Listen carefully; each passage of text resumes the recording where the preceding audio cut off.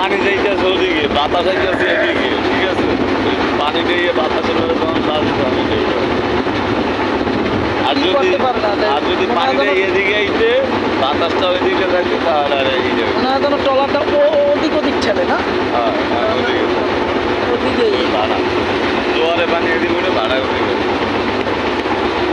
আপনার এই জায়গাটা খারাপ না, মানে বাতাস নদীর পাশে তো ভালোই এটা। বিকেলবেলা নারিকেল বইলে অনেক ভালো লাগে।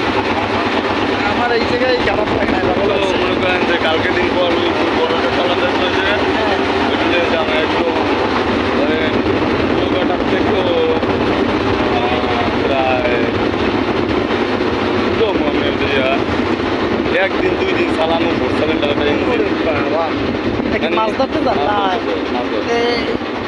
খাওয়া দাওয়া ঠিক বাবা সব 13 জন মানুষের 27 দিনে 1.5 লাখ টাকা খালি খাওয়ান খায়, যা যা লাগে খাওয়া খালি ওদের খাওয়ান খাই দেওয়া।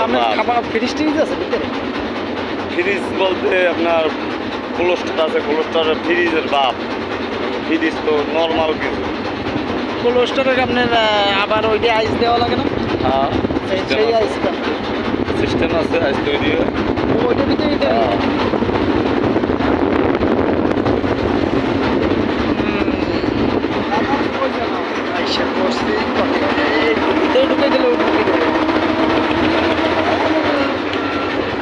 যেমন যেমন পানির খাইলে নিজের একদম ওই যে নিকানের মধ্যে গেলে আর এটা তো সমুদ্র, এটা তো আছে কিছু যে ইন্ডিকানের মধ্যে যে নীল কালারের পানি দেওয়া থাকে, সুইমিং পুলের পানিটা দেখে লাস্ট ওই রকমের পানি এত দূরে।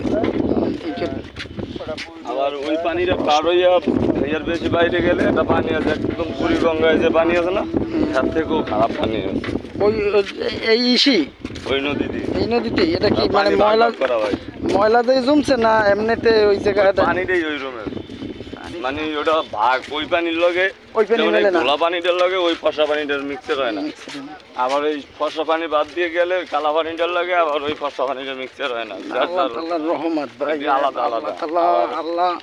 এই যে আপনার অনেক জায়গা ধরে দেখা যায় হঠাৎ করে পানি লাল হয়ে গেছে, একদম করা লাল হয়ে গেছে, লালই পানি একদম পানি লাল হয়ে গেছে করা লাল। আবার দেখুন যে 2-4 ঘন্টা পর নাই। ইসে তো মনে হয় ওই যে টগর মগর এইগুলো থাকে না না ওই সমুদ্রের ইসে বাজে। বুড়িগঙ্গার ওদিকে তো ময়লা এবং টগর মগর বাজছে মাঝে মধ্যে, পানিগুলো খুব খারাপ। শাকারি কোনটা ভাইয়া? আল্লাহ হাফেজ ভাইয়া। কোন জায়গায় বলুন? সামনে বলুন না ভিতরেই বই ভাই। এই হলো সাকারিয়ার ইসে বসলাম ট্রলারে, সরি ট্রলার তো না, কি কয় অটো।